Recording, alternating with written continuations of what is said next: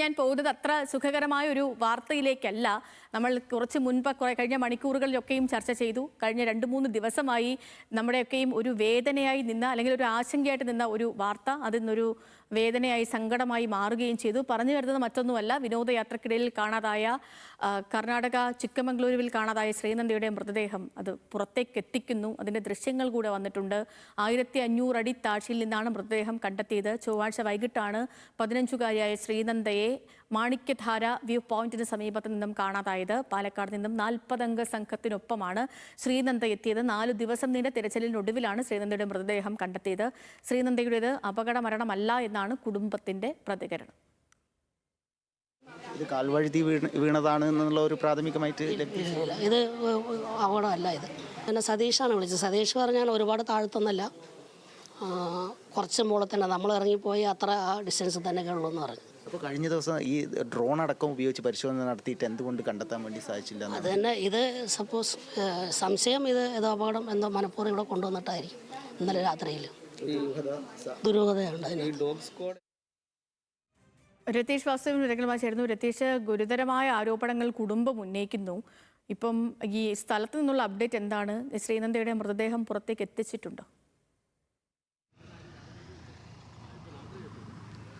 സേതു, നമ്മളിപ്പോൾ ശക്ലേശ്വര എന്ന് പറഞ്ഞ സ്ഥലത്ത് കർണാടകത്തിൽ എത്തിയിട്ടുള്ളൂ. അങ്ങോട്ട് പോകുന്ന യാത്രയിലാണ്. ഇവിടുന്ന് 1.5 മണിക്കൂർ ദൂരമുണ്ട് ഈ പ്രസ്തുത ഈ സംഭവം നടന്ന ഈ ടൂറിസ്റ്റ് കേന്ദ്രത്തിലേക്ക്. എന്തായാലും ഇപ്പോൾ ഉച്ചയ്ക്ക് കണ്ടെത്തിയ മൃതദേഹം ഇപ്പോൾ പുറത്തേക്ക് എത്തിക്കാനുള്ള ശ്രമത്തിലാണ് ദൗത്യസംഘം.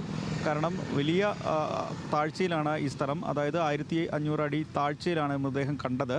അതുകൊണ്ട് തന്നെ കണ്ടത് മാത്രമല്ല, അവിടുന്ന് മുകളിലേക്ക് എത്തിക്കുക ശ്രമകരമായ കാര്യമാണ്. അതിൻ്റെ പ്രാഥമിക കാര്യങ്ങളാണ് അവിടെ പ്രാഥമിക ഇൻക്വസ്റ്റ് നടപടികൾ പൂർത്തീകരിക്കുന്ന ഉൾപ്പെടെ നടത്തേണ്ടതുണ്ട്. അത് പൂർത്തിയായ ശേഷം ഇപ്പോൾ അവിടേക്ക് മുകളിലേക്ക് എത്തിക്കുക, അതിനുശേഷം അതായത് ചിക്കമംഗളൂർ ഉൾപ്പെടെയുള്ള സ്ഥലത്തേക്ക് എത്തിക്കേണ്ടതുണ്ട്. തുടർന്ന് മൃതദേഹ പരിശോധനയും മറ്റു കാര്യങ്ങളും നിർവഹിക്കേണ്ടതുണ്ട്. പോസ്റ്റ്മോർട്ടം ഇന്ന് നടക്കുമോ എന്നത് സംബന്ധിച്ചും ഇപ്പോൾ സംശയമുണ്ട്. കാരണം ഇത്ര നേരം വൈകിയതുകൊണ്ടും ഇനി മൃതദേഹം മോർച്ചറിയിൽ എത്തുന്ന സമയമൊക്കെ പ്രശ്നമാണ്. അതുകൊണ്ട് തന്നെ ഇന്ന് ചിലപ്പോഴാണ് അത് സംബന്ധിച്ചുള്ള പരിശോധനകൾ മറ്റും നടക്കുകയുള്ളൂ.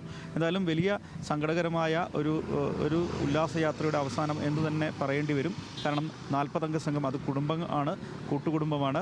ആ കുടുംബം വളരെ സന്തോഷമാരായി അവിടെ എത്തുന്നു. വെള്ളച്ചാട്ടം കണ്ട് മടങ്ങുന്നതിനിടയിലാണ് അപ്രതീക്ഷിതമായി 15-കാരിയായ ശ്രീനന്ദയെ കാണാതാവുന്നത്. എന്നാൽ ശ്രീനന്ദയെ കാണാതായി ഒരു 10-15 മിനിറ്റുള്ളിൽ ഇതവർ തിരിച്ചറിയുകയും പരതുന്നു. പ്രാഥമികമായി പരിശോധന നടത്തുന്നു. 10 കിലോമീറ്റർ അകലെയുള്ള പോലീസ് ഹെഡ് പോസ്റ്റിൽ വിവരം അറിയിക്കുന്നു. പോലീസുകാർ വളരെ പൊടുന്നനെ എത്തി. പോലീസുകാരും ഇവരും ചേർന്ന് പ്രദേശത്താകെ തെരച്ചിൽ നടത്തുന്നു. ഇന്ന് ശ്രീനന്ദയുടെ മൃതദേഹം കണ്ടു എന്ന് പറയുന്ന പ്രദേശത്തിനടുത്ത് ഉൾപ്പെടെ ഈ പരിശോധന നടത്തുന്നുണ്ട്. ആദ്യ ദിവസം തന്നെ നടത്തുന്നുണ്ട്. എന്നാൽ അത് കാണാൻ കഴിയുന്നില്ല. അസ്വാഭാവികമായി ദിവസങ്ങൾക്ക് ശേഷം ഇന്ന് രാവിലെ ഇതേ പ്രദേശത്ത് മൃതദേഹം കണ്ടെത്തിയെന്ന വിവരമാണ് ദൗത്യസംഘം കാണുന്നത്. അതാണ് ബന്ധുക്കൾക്കുൾപ്പെടെ വലിയ സംശയകരമായ കാര്യങ്ങൾ ഉണ്ടാവുന്നത്.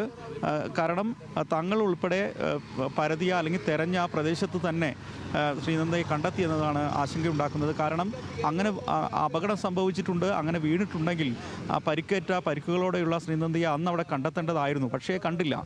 അതാണ് ഈ ബന്ധുക്കളെയും മാതാപിതാക്കളെ ഉൾപ്പെടെ ആശങ്കയിലാക്കുന്നത്. അവർ ആരോപണം ഉന്നയിക്കാൻ, ദുരൂഹത പറയാൻ കാരണം അതാണ്. മാത്രമല്ല, ഈ പരിശോധനയ്ക്കിടയ്ക്ക് ഡോഗ് സ്ക്വാഡ് വന്നപ്പോൾ അവിടെ അടച്ചിട്ട ഒരു കടമുറിയിടയിലേക്ക് ഡോഗ് എത്തി, പോലീസ് നായ പരിശോധിച്ചെത്തിയിരുന്നു. തുടർന്ന് അവിടെ നിൽക്കുന്ന സാഹചര്യം ഉണ്ടായി. ഇത് അവർക്ക് സംശയം ഉണ്ടാക്കിയിട്ടുണ്ട് ബന്ധുക്കളിൽ. അവർ ഉൾപ്പെടെ ഈ പ്രദേശത്തെ ഷോപ്പുകാരെ ഉൾപ്പെടെ പരിശോധിക്കണം, അല്ലെങ്കിൽ അവരോട് ചോദ്യം ചെയ്യണം. ഇതിൽ ഞങ്ങൾക്ക് സംശയമുണ്ട്, അവർ ഈ കുട്ടിയെ ഏതെങ്കിലും തരത്തിൽ അകപ്പെടുത്തി വച്ചിട്ടുണ്ടാവാം എന്ന് സംശയം ഞങ്ങൾക്കുണ്ട്, അല്ലെങ്കിൽ ഞങ്ങളോടൊപ്പമുള്ള കുട്ടി വളരെ പൊടുന്നനെ ഇങ്ങനെ കാണാതാകില്ല എന്ന സംശയം ആവർത്തിച്ച് പറഞ്ഞു പോലീസിനോട് പറഞ്ഞെങ്കിലും പ്രാഥമികമായി ആദ്യഘട്ടത്തിൽ പോലീസ് ഇത് ചെവിക്കൊണ്ടില്ല എന്നാണ് ബന്ധുക്കൾ പറയുന്നത്. തുടർച്ചയായി ഈ വിഷയവും ഇതിൻ്റെ ആശങ്കയും ദുരൂഹതയും ഒക്കെ ചൂണ്ടിക്കാണിച്ചപ്പോൾ പോലീസ് ആ വഴിക്കും പരിശോധന നടത്തിയെങ്കിലും അതിനിടയ്ക്കാണ് ഇന്ന് ഉച്ചയോടെ മൃതദേഹം ഈ 1500 അടി താഴ്ചയിൽ നിന്ന് കണ്ടെത്തുന്നത്. തുടർന്ന് മറ്റു നടപടിയിലേക്ക് പോലീസ് കടക്കുകയാണ്. എന്തായാലും പോസ്റ്റ്മോർട്ടത്തിന് ശേഷം മാത്രമാണ്. സങ്കടകരമായ വാർത്തയാണ്. ആ കുടുംബത്തോടൊപ്പം തന്നെ കേരളക്കര ഒന്നാകെ ശ്രീനന്ദ തിരികെ എത്തും, കാണാൻ കഴിയും എന്നുള്ള ഒരു പ്രതീക്ഷയിൽ തന്നെയായിരുന്നു. ഇന്നിപ്പോൾ രാവിലെ നമ്മൾ നമ്മൾ ഈ വാർത്ത സംസാരിക്കുന്ന ഘട്ടത്തിൽ പോലും നമ്മൾ അതിനെക്കുറിച്ച് ആ ഒരു പ്രതീക്ഷയൊക്കെ പങ്കുവെക്കുകയും ചെയ്തതാണ്